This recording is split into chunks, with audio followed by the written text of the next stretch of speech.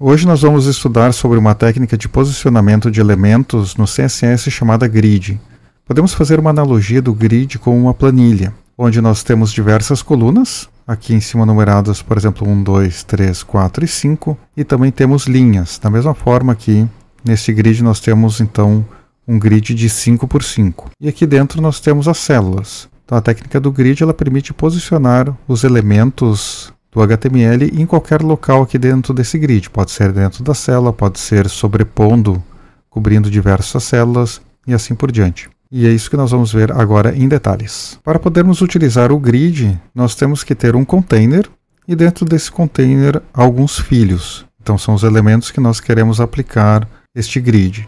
Então aqui eu criei um div py, que é o container, e aqui 3 itens, 1, 2 e 3. Eles não estão sendo aplicados nenhum layout, utilizando então o padrão do HTML. Esses estilos aqui eu coloquei num arquivo chamado base CSS, apenas para delimitar o container com essa borda preta. Então os divs que tem a classe item, eu coloquei eles nesse tom de vermelho para nós podermos visualizar com mais facilidade quando aplicarmos agora o grid. Então para aplicar o grid, eu vou pegar o meu container e vou aplicar a propriedade display com o valor de grid. Então automaticamente agora veja que para aparecer estas informações aqui dos números de linhas e colunas, nós apertamos o F12 aqui no nosso navegador e podemos vir aqui nos elementos, no container, podemos ligar e desligar essas linhas clicando aqui neste grid. Então eu vou deixar ligado para podermos entender com mais facilidade este conceito do grid. Então inicialmente aqui nós não definimos nenhum número de linhas nem de colunas para o nosso grid. Nós fazemos isso com a propriedade grid template columns. Então eu posso especificar o tamanho da coluna que eu quero. Se eu passar aqui, por exemplo, 100 pixels, eu estou dizendo que o meu grid ele tem uma coluna de 100 pixels. Depois eu posso dar um espaço. Se eu passar um outro 100 pixels, eu estou dizendo agora que o meu grid passa a ter então duas colunas de 100 pixels. E assim por diante. Aqui eu tenho agora 3 colunas, os elementos eles vão sendo alinhados de acordo. Mas eu também posso especificar o número de linhas. Em vez de ser template columns, é template rows. Então veja que agora eu criei um grid com 3 colunas e 3 linhas. Lembrando que aqui então nós temos as colunas 1, 2, 3 e 4, 1, 2, 3 e 4, então que são as colunas. Então dentro do nosso grid aqui eu tenho total de 9 células para fazer o posicionamento dos elementos. Nós podemos aumentar aqui este número de colunas, vamos fazer um grid de 6 por 6. Então eu posso botar 100 pixels para cada coluna e para cada linha. Então nós aumentamos a nossa área de trabalho.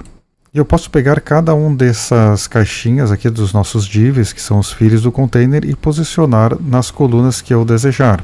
Utilizando a propriedade grid column start, a propriedade grid column end, a grid row start e a grid row end. Então vamos dizer que eu queira que esse meu item 1 ele ocupe toda essa região aqui da coluna 1 até aqui a coluna 5, por exemplo. Então eu digo que ele vai começar na coluna 1 e vai terminar aqui na coluna 5.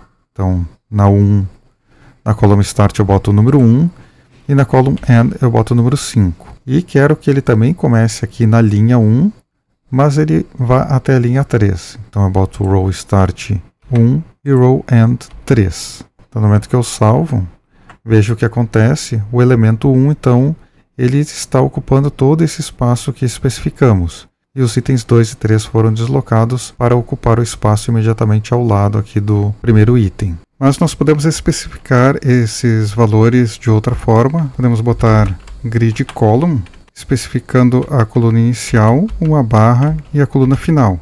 Então este grid column 1/5 ele é equivalente a essas duas propriedades. Posso apagar essas duas linhas que o resultado permanece o mesmo. Da mesma forma, eu tenho para especificar as linhas, em vez de especificar duas propriedades, eu posso utilizar a grid row, passando a linha que eu quero inicial, neste caso aqui para manter o mesmo exemplo, 1/3. Então essa grid row é equivalente à grid row start e à grid row end. Passamos primeiro a linha ou a coluna, uma barra e a coluna inicial ou a linha final que queremos. Vamos remover essas linhas e vemos que o resultado é exatamente o mesmo, mas de uma forma mais sucinta de fazer. Agora vamos supor que eu queira que esse item 2 ocupe essas 4 células daqui. Vamos botar aqui item 2, vamos botar grid column, ela vai começar o item 2 aqui na 5 e vai até a 7. Então 5/7 e a grid row vai ser da linha 1 até a linha 13. Então o item 2 vai ocupar todo esse espaço aqui. Então da linha 1 à linha 3, e o que vai acontecer é que esse 3 aqui ele vai ficar sem espaço e vai ser puxado aqui para baixo. No momento que eu salvo, veja que é exatamente isso que acontece. Mas eu posso fazer isso de outra forma também, utilizando a span. Se eu quiser que esse item 2 aqui ocupe essas 2 colunas e essas 2 linhas, em vez de botar a especificação aqui dos índices das colunas, eu poderia substituir por span 2 na coluna, ou seja, ele vai ocupar essas 2 colunas aqui, e se eu botar um span 2 no grid row, ele vai ocupar essas 2 linhas. Então, no momento que eu salvo, é equivalente. Se eu utilizar o span, eu não vou estar especificando a posição inicial de coluna e linha. Eu estou dizendo que apenas da posição onde eu estou, no caso aqui, o nosso primeiro elemento aqui do HTML é o item 1. Então, a partir do item 1, eu estou dizendo aqui que o item 2 ele vai ocupar 2 colunas e 2 linhas. Mas se esse item 1 ele for aumentar de tamanho ocupando até a coluna 7, o que vai acontecer é que então este 2 aqui ele foi empurrado para baixo, pois não tem mais espaço aqui, e ele continua obedecendo o span 2 para a coluna e para a linha, mas foi movido para baixo. Então se você não tem a necessidade de especificar uma coluna inicial e uma linha inicial para um determinado elemento, pode fazer uso dessa keyword span. Nós podemos utilizar, além do grid column e do grid row, tem uma outra propriedade chamada grid area, que ela é a combinação então da grid row e da grid column. Então vamos supor que eu queira que esse nosso item 3 ele ocupe todo o espaço restante do grid. Então essa grid area nós especificamos aqui o início da linha, o início da coluna, o fim da linha e o fim da coluna. Então neste caso aqui eu quero que o meu item 3 ocupe todo esse espaço aqui de baixo. A linha que ele vai iniciar é este 3. Eu posso botar aqui um 3. Nós separamos todos por barra, seguindo a mesma lógica aqui do grid row e do grid column. A coluna que ele vai estar iniciando é na coluna 1. E a linha que ele vai terminar, eu quero que ele venha até a linha 7. E por fim, então, a coluna que ele vai terminar é aqui também a coluna 7. Então, boto um barra 7 e ele vai ocupar todo esse espaço restante. Eu também posso utilizar esses índices negativos que nós temos aqui apresentados no nosso grid. Em vez de usar o 7, eu poderia, por exemplo, aqui usar o -1 da linha e o -1 aqui da coluna, que é equivalente. Então, -1 aqui, -1 aqui. O resultado é exatamente o mesmo. Antigamente no CSS era bastante complicado da gente posicionar elementos uns sobre os outros, mas utilizando o grid é bastante simples, pois eu posso posicionar os elementos aonde eu quiser utilizando este formato aqui de grid area ou grid row column. Então vamos supor que eu quero pegar este item 2 e eu quero que ele fique aqui neste quadrado aqui de baixo. Eu quero que ele fique sobreposto ao nível 1 e ao nível 3, então dando uma noção de camada. Para isso eu posso tirar então esse grid row e grid column e vamos especificar a nova posição. Então eu quero que a grid area dele seja, ele vai começar na linha 2, ele vai iniciar na coluna 4, vai terminar aqui na linha 4 e vai terminar na coluna 6. Então veja que quando eu salvo, ele foi deslocado para cá, só que ele está embaixo aqui do 3. Para que eu traga ele para cima, basta utilizar a opção então z-index. Eu posso botar um valor de 1, já que o valor default de todos os elementos HTML é 0. No momento que eu boto 1, o item 2 então aparece acima do item 1 e do item 3, criando essa sensação de camadas. Vamos fazer agora o grid ser completo. Aqui neste item 1 eu vou fazer ele ocupar todo o espaço, ocupando até então a coluna 7, para fazermos um outro teste. Então todo o grid está ocupado. E o que vai acontecer agora se eu quiser adicionar um outro elemento? Se eu vier aqui e adicionar, por exemplo, um item 4. Veja que o que acontece é que o item 4 ele foi adicionado logo abaixo aqui do grid. Esse conceito é chamado de grid implícito, ou seja, essa linha aqui ela foi adicionada de uma forma implícita e ele não segue as definições que fizemos aqui do grid template columns ou rows, já que podemos ver claramente aqui que este item que foi adicionado automaticamente pelo grid, ele não tem a especificação de 100 pixels, por exemplo. Então, para que o novo elemento ele mantenha este valor aqui, em vez de pegar um valor qualquer que o grid colocou de forma implícita, posso passar um grid auto rows e especificar 100 pixels. Veja que foi adicionado então uma linha no grid para que o item 4 caiba dentro do nosso container. O padrão do grid é ir adicionando linhas, mas eu posso mudar este comportamento para que ele adicione colunas ao invés de linhas. Para isso, nós utilizamos uma outra propriedade, que é a grid autoflow, e eu especifico o column.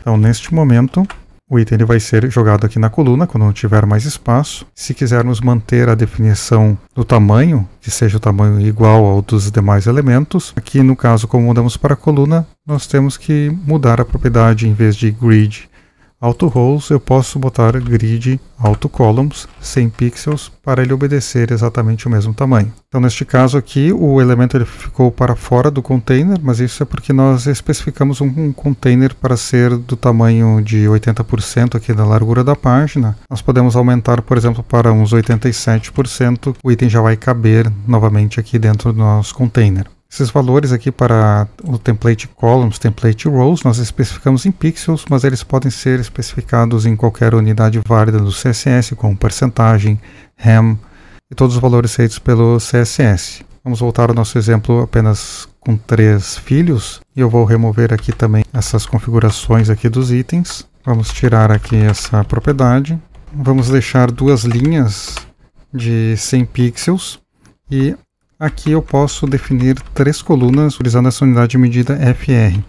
Essa unidade de medida FR, seria do inglês fraction, ela é uma fração do espaço disponível. Então, se eu especificar 3 colunas do tipo FR, elas vão ocupar igualmente o espaço disponível. Então, o item 1 ocupou um FR, o 2 um FR e o 3 um FR.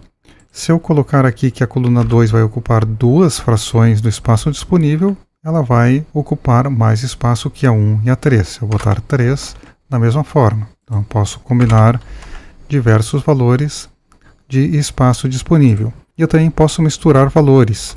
Então, se eu quiser que a primeira coluna ocupe 100 pixels e a segunda 2 frações de espaço disponível e a terceira uma fração, isso aqui também é válido. Então, ficou aqui 100 pixels, 2 frações de espaço disponível e uma fração do espaço disponível.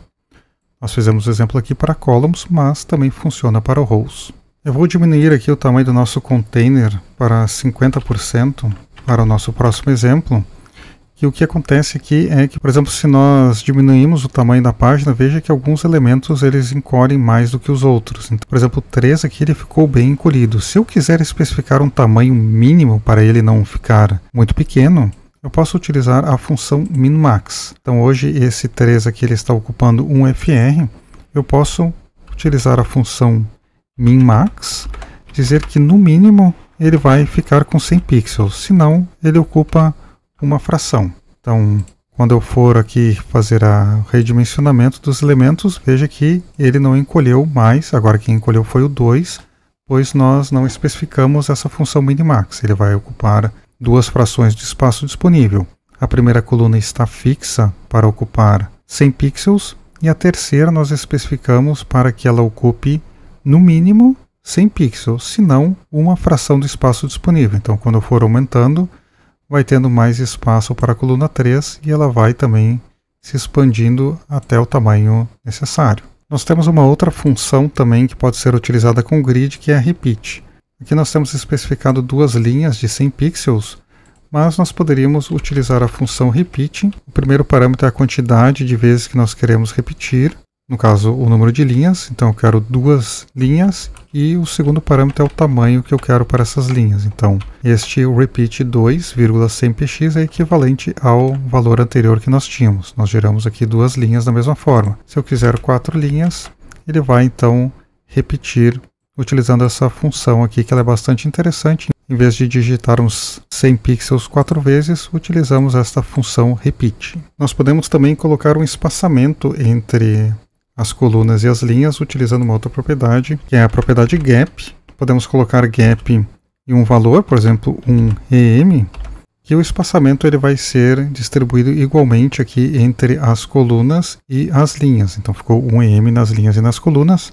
Se eu especificar um segundo valor, este primeiro valor aqui ele vai ser referente às linhas, e esse segundo então vai ser referente às colunas. Então nós temos um espaçamento maior de 2 em entre as colunas e um espaçamento de 1 em entre as linhas. Então agora vamos mudar o nosso grid para ter 2 colunas, uma com tamanho de 3 frações, a outra com uma fração. Então, a primeira coluna 3 vezes maior do que a segunda, e vamos especificar 3 linhas, a primeira de 100 pixels, a segunda de 300 e a terceira de 100 pixels. Antes nós estávamos posicionando os elementos utilizando o número das linhas e colunas, especificando com grid area, a linha inicial, a coluna inicial, ou utilizando o grid row e grid column. Mas existe uma outra forma de especificarmos o posicionamento dos elementos, que é através da propriedade grid template areas, onde nós damos nomes para as áreas. Então neste caso aqui nós temos 3 linhas, eu vou criar 3 strings, aqui uma embaixo da outra, e temos 2 colunas. Essa primeira área eu quero chamar ela de header, ou cabeçalho, e a segunda também. Então nessa primeira linha nós especificamos com um espaço em branco que esta primeira coluna vai ser a header e a segunda também, ou seja, toda essa primeira linha aqui vai ser ocupada pelo header. A segunda eu quero que seja o main e a side, e a última footer e footer. Então temos essa especificação aqui.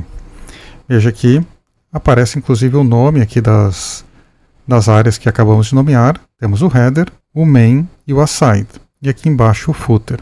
Agora nós podemos fazer com que os elementos ocupem essas áreas, especificando cada um deles. Então eu posso dizer que o meu item 1, nós colocamos um item a mais aqui também, que eu esqueci de falar antes, que é o item 4. O item 1, nós vamos botar aqui um grid area e dizer que ele vai ser o nosso header.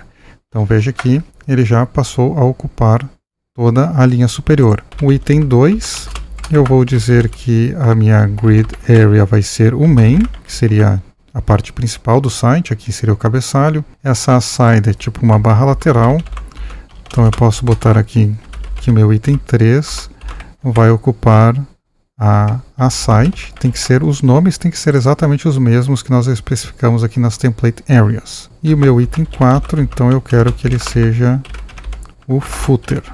Então colocamos aqui footer e ele passa a ter esta combinação aqui. Então com isso nós conseguimos especificar áreas do nosso grid sem precisar especificar a coluna inicial e coluna final. Especificamos apenas o tamanho de cada coluna e o tamanho de cada linha. Vamos voltar à configuração do grid para ter 4 colunas. Aqui eu especifiquei 4 colunas de uma fração cada uma.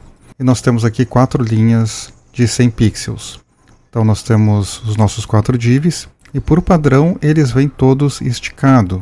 Mas nós podemos alterar essas opções com o align items, também com a justify items. Então o valor padrão delas é stretch. Então se eu botar aqui stretch, não vemos nenhuma mudança.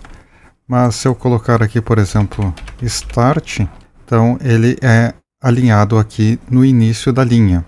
O align items, ele faz o alinhamento de acordo com as linhas e o justify items com as colunas. Então se eu botar os dois start aqui, então ele pega no início da coluna e no início da linha. Se eu botar um justify items end, eles são alinhados aqui ao final da coluna. Nós podemos botar center nos dois, aí os itens vão ficar então centralizados na sua célula. Então aqui nós temos essas possibilidades, center, start, end. Podemos botar os dois end, que eles vão ser alinhados então ao final da linha e ao final da coluna. Se quisermos pegar individualmente os itens e fazer um alinhamento diferente desses especificados no container, nós podemos utilizar uma outra propriedade, que é Align Self. Temos também a Justify Self. Então elas funcionam exatamente da mesma forma. A Justify Self ela serve para fazer o alinhamento nas colunas e o Align Self nas linhas. Então se eu quiser deixar este item 1 centralizado, eu posso passar o Center para ambas as propriedades. Se eu quiser colocar ele no início da linha, ele vai ir aqui para cima. Se eu colocar ele aqui para End, ele vem aqui para o final da coluna. Então, utilizamos o Align Items e o Justify Items para todos os filhos do container, e para itens individuais nós podemos utilizar Align Self e a Justify Self. Inclusive nós podemos utilizar também o próprio Stretch para esticar. Então esticamos aqui na coluna, podemos esticar ele novamente na linha, que ele vai ocupar todo o seu espaço aqui. Um outro valor que temos é o Baseline. O Baseline então ele serve para alinhar o texto, ou seja, o conteúdo do texto ele vai ficar exatamente na mesma linha dos demais elementos. Agora vamos configurar um pouco diferente nosso grid. Eu vou aumentar o container para ocupar 80% da nossa página. E aqui vamos definir que o nosso container ele vai ter uma altura de 600 pixels. O nosso grid ele tem apenas duas colunas de 100 pixels e duas linhas de 100 pixels. Nós podemos alinhar o grid aqui dentro do container utilizando a propriedade Justify Content e a Align Content. Então, por exemplo, se eu botar Center nos dois, o grid inteiro ele vai ser alinhado aqui ao centro do nosso container. Então eu posso botar aqui os dois para Start, ele pega aqui no início do container. Posso botar os dois para End, ele joga aqui para o final do container. Podemos voltar aqui para o Center para os dois. Outros valores possíveis é o Space Around, que ele gera aqui um espaçamento em volta. Outro valor é o Space Between, que dá este efeito aqui, ocupando o espaço do container desta forma. E temos também o Space Evenly, que dá este outro efeito. Então o Justify Content e o Align Content ele serve para fazer todo o alinhamento do nosso grid dentro do container que contém este grid. Então nós temos que a propriedade ela Justify Content, ela alinha o grid em relação à coluna, e o Align Content em relação à linha. Nós podemos botar valores individuais para cada um deles. Por exemplo, se eu quero trazer todo o grid para cá, perto da coluna, eu posso botar um valor Start, que o grid vem para cá. E se eu colocar um End aqui no Align Content, ele vai ser deslocado aqui para baixo. Então o Align Content ele alinha em relação à linha e o Justify Content em relação à coluna. Vamos mudar novamente a configuração do nosso container e do grid. Eu passei o container agora para ser 40% da tela. E o grid, nós estamos repetindo aqui as colunas. Temos 4 colunas, sendo que o tamanho mínimo aceitável para cada uma das colunas vai ser 100 pixels. E o máximo então vai ser uma fração. Também estou repetindo 4 linhas de 100 pixels cada uma. O que acontece dessa forma aqui é que se eu redimensionar a tela, veja que o que vai acontecer é que pode ser que extrapole ali os itens para fora do grid. Veja que está saindo fora do nosso container, ou seja, ele não está responsível. Para eu resolver este problema, o grid ele tem uma propriedade muito interessante, que é, em vez de eu determinar aqui 4 colunas, eu posso colocar essa propriedade aqui, auto-fit, que no momento que eu redimensionar a tela, vamos deixar aqui no tamanho onde cabem os 4 itens, no momento que eu redimensiono a tela depois de colocar este auto-fit, veja que o elemento 4 lá, quando ele chega no limite dos 100 pixels, ele ficaria menor do que os 100 pixels, ele então é jogado aqui para a linha de baixo. Se eu continuar diminuindo o tamanho da tela, agora o item 3 ele passa para baixo, e assim por diante. Agora, se eu fizer um tamanho mínimo aqui, os elementos são jogados um para baixo do outro.